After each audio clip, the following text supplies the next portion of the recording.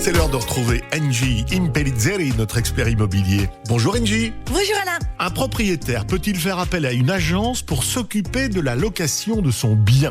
Évidemment, il doit faire appel à une agence immobilière et non pas tirer de certains sites, certains documents, des baux, des états des lieux qui n'ont aucune valeur, en tout cas en justice.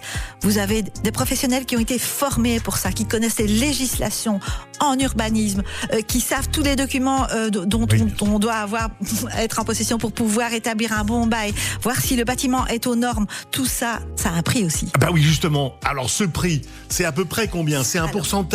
Alors, tout dépend s'il s'agit d'une location pure et simple. Oui. Vous avez un bien à mettre en location, vous appelez un agent immobilier local, on va venir estimer sa valeur locative et c'est un calcul scientifique d'après la région, d'après le bien. Bien sûr. Alors, imaginons que votre bien vaut 800 €. Oui. La commission, s'il s'agit d'une location pure et simple, c'est en général au premier mois de loyer, mais nous allons effectuer toutes les visites, vous soumettre les 3-4 meilleurs dossiers, sans discriminer, bien évidemment.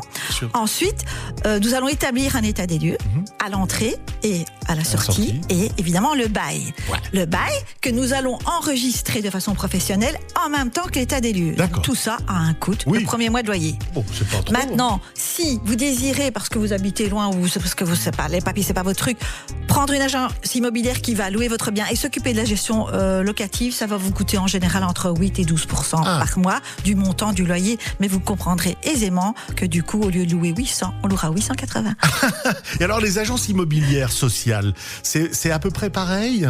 Du tout. Ça faisait l'objet d'une autre émission. Il faut un profil particulier, ne pas être propriétaire, être vraiment social. Mais il faut savoir que pour un propriétaire, l'avantage de passer par une agence immobilière sociale, c'est que on vous garantit deux choses. Le paiement du loyer tous les mois, même s'il est à vide locatif, et surtout de restituer votre bien dans l'état dans lequel ils l'ont reçu. Et la troisième chose, je pourrais aussi dire que vous ne devez pas payer de TVA sur les éventuels travaux que vous effectueriez. Et peut-être une quatrième aussi, c'est que vous êtes exempt de précompte immobilier. Ce qui n'est pas rien. Par contre, si je prends un exemple d'un appartement que vous loueriez normalement 700 €, pour un appartement, une chambre, vous en obtiendriez que, je pense, 420 €. Donc, il faut savoir si on est prêt à louer moins cher. Mais voilà. C'est le marché, c'est le marché. Mais il faut aider les gens, il faut donner des toits aux gens. Absolument. Allez, Engie, merci beaucoup. Très bonne journée et à mardi prochain alors. Au revoir Alain.